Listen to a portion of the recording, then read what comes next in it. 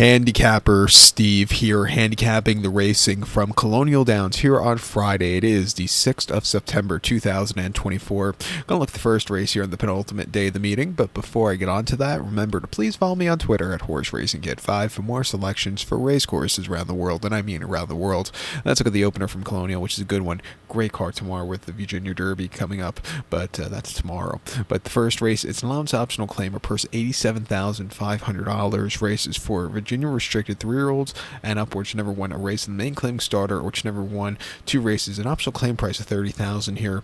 We have a field of 8 horses going 1,400 meters or 7 furlongs on the main track, the dirt course. Very rare non-turf race here.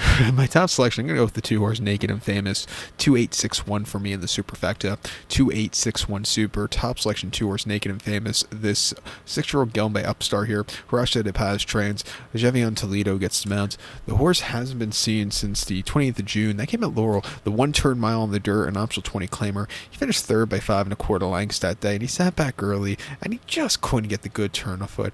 I think cutting back and trip, coming here, if he could show some pace, this dirt track, if he shows some pace, it could be very killer at times, and I think that could go a long way for him where he's drawn. And I think he's run races fast enough that could win here today.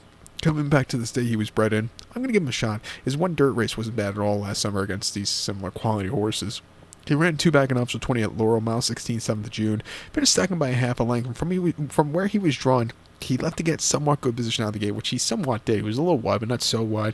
He just couldn't get there late. He just kind of yielded, but he didn't go down without a fight. I thought he showed potential that day.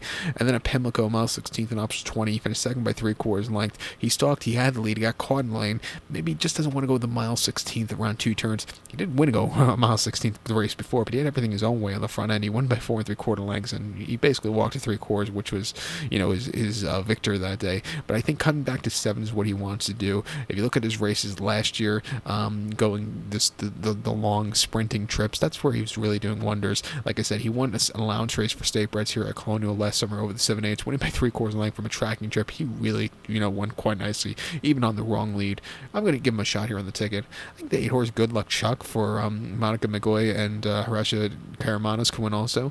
Was a winner quite a few seasons ago, won last time in 2023, or early 23. But if you look at some of his races recently, he's been just facing some very tough horses. He's back here to Colonial for the first time, back on dirt for the first time in a couple of weeks. I think cutting back to 7 is another thing for him. And I think from wide poster, if he leaves to get good position, that could go a good way for him. 10-1, I'll give him a shot on the ticket. But to recount my selection for the first from Colonial, I'm going to take the 2-horse Naked and Famous. Give kudos to the 8-horse Good Luck Chuck, 2861 super, 28 in the multi-race. So good luck to all. Please follow me on Twitter at HorseRacingKid5. Good luck everyone.